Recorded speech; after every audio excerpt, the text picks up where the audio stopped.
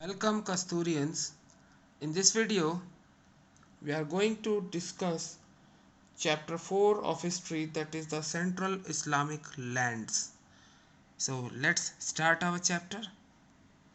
For better understanding, the sources which were used to understand the history of Central Islamic land include the biographies and the records of the sayings and doings of Prophet, that is by the name of Hadith, and commentaries on the Quran Sharif are available.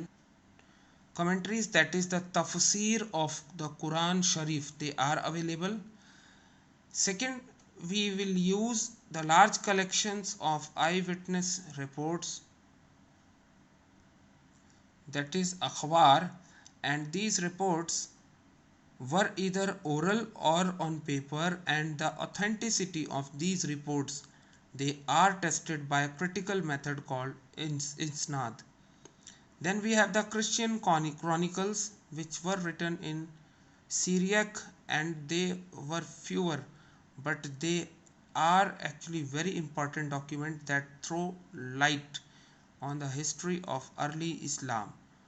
Apart from all these sources, we have legal texts, geographies, travelogues, and literary works such as stories and poems. So, in Arabia, the Arabs, before Prophet Muhammad, the Arabs, they were divided into tribes, that is Kabila, and the chief of the Kabila was chosen on the basis of his family as well as his own personal courage, wisdom, and generosity. The many of the Arab tribes, they were nomadic in nature, that is they were Bedouins. They moved from dry to green areas, that is oases of the desert, in search of food, and some of these tribes, they were settled in cities and they practiced trade or either agriculture. It was the city of Makkah that Muhammad lived and controlled the main shrine, which was a cube like structure known as Kaaba, in which idols were placed. And the tribals who were living outside Mecca, they were also considered the Kaaba as holy, and they placed their idols in it, and they went for an annual pilgrimage there, that is to the city of Mecca. Mecca was located on the crossroads of a trade route between Yemen and Syria, that also added to importance of the city. The important principles and messages of Prophet Muhammad, that is Pagambar Muhammad, they included Muhammad, it was an Arab by language and the culture, and he was basically a merchant by profession. He declared himself to be a messenger of God, that is Rasul, and he commanded to preach that Allah alone should be worshipped. He preached that worship should involve simple rituals such as daily prayers, that is salat, and his followers, they should follow moral principles such as abstain from theft, distribute alms, be bound together through common religious beliefs, and he preached to found a single community of believers, that is ummah, and his followers, they came to be known as Muslims, and they were promised, that is they have to perform salvation on the day of judgment, that is Qayamat, and a share of the resources of the community while they were living on the earth. The Islamic calendar was prepared, and the Muslims and their new religion, that is Islam, it faced considerable opposition from the Makkans, and it was in 622 that Muhammad was forced to migrate with his followers to Medina. And that year of his journey, when he was migrating to Medina, it marked the beginning of the Muslim calendar, that is known as Hijri era. Now we will see the caliphate and its objectives. After the death of Muhammad in 632 AD, no one remained there to succeed him as prophet.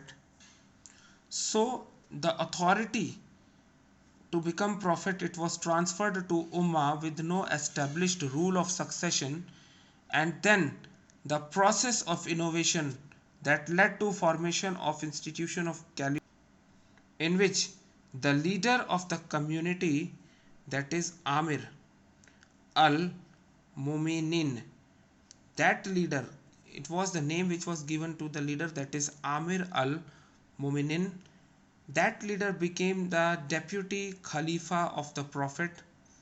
The two main objectives of the caliphates were, first, to retain the control over the tribes which were constituting the Ummah, that is the followers which Prophet Muhammad wanted to be identified as a single community. They came to be known as Ummah. So the first main objective was to retain the control over the tribes that constitutes the Ummah, and second, to raise the resources for the state. The first four caliphs were Abu Bakr. He suppressed revolts by a series of campaigns. And second was Umar. He shaped the Ummah's policy of expansion. The third caliph was Uthman. He placed and he packed his administration with his own men, and this led to opposition in Iraq and Egypt. The fourth caliph was Ali. It was during his time that Muslims broke into Shias and Sunnis.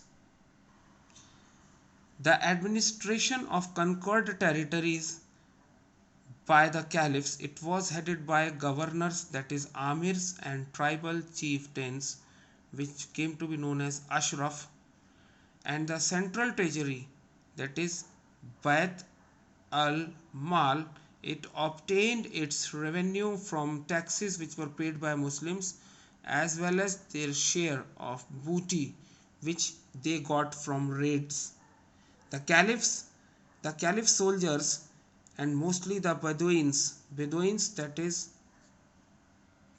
who were the nomadic tribes basically. These Bedouins or nomadic tribes, they settled in camp cities which were at the edge of the desert, such as Kufa and the Basra. And why they settled? So that they remain within their natural habitat, and at caliph's command, the ruling class and the soldiers, they received a share from booty and monthly payment, that is ata. The non-Muslim population, they retained their rights on property and religious practices on payment of taxes only, like the kharaj and jizya. The Jews and Christians, they were declared as protected subjects of the state, that is the Mis, and they were given a measure of autonomy in the conduct of their communal affairs. So that's all we have in this video. The remaining parts we will discuss in the next videos. Thank you and have a nice day.